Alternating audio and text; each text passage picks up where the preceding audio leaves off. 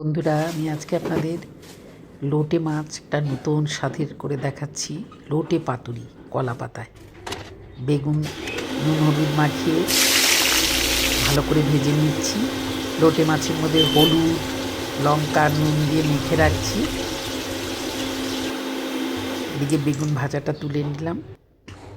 এবার কর্নফ্লাওয়ার দিলাম একটা পাত্রে, দিয়ে মাছগুলো ভালো করে মেখে নিলাম। একটাও মাছ ভাঙবে না, দেখবেন সব গোটা গোটা থাকবে।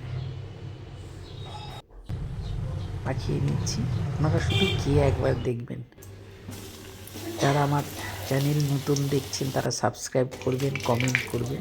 ছাকা তেলে মাছগুলো ভেজে নিচ্ছি, দু খোলায় ভাজা। আর ওই তেলের মধ্যে পেঁয়াজ, টমেটো, কাঁচা লঙ্কা, আদা বাটা, রসুন বাটা শ্যালো ফ্রাই করে নিলাম। এদিকে সর্ষে পোস্ত বেটে নিলাম, কলা পাতায় একটু তেল মাখিয়ে নিলাম। এবারে মাছ ভাজাগুলো দেখুন কি সুন্দর গোটা গোটা। লোটে মাছ কিন্তু যদি ভেঙে যায়, লতলাতে হয়, এরকম করে করলে একটাও ভাঙবে না।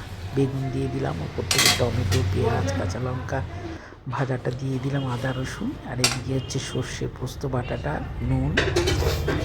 নুন দিয়ে এবার টক দই দিলাম, গোলমরিচের গুঁড়ো দিলাম, কাঁচা সর্ষের তেল দিলাম, দিয়ে এটা ভালো করে মেখে নেব। মেখে নেওয়ার পরে ওপর থেকে বেশি করে ধনে পাতা কুচি দেব, দিয়ে আরেকটা কলা পাতা চাপা দিয়ে এটা মাইক্রোওভেনে বেক করব। দু পিঠ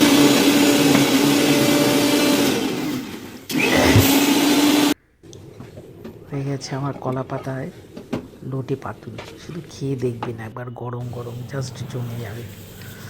অসাধারণ খেতে, দেখুন কি সুন্দর হচ্ছে। প্রত্যেকে আমি এবার একটু ধনে পাতা গার্নিশ করে দিচ্ছি।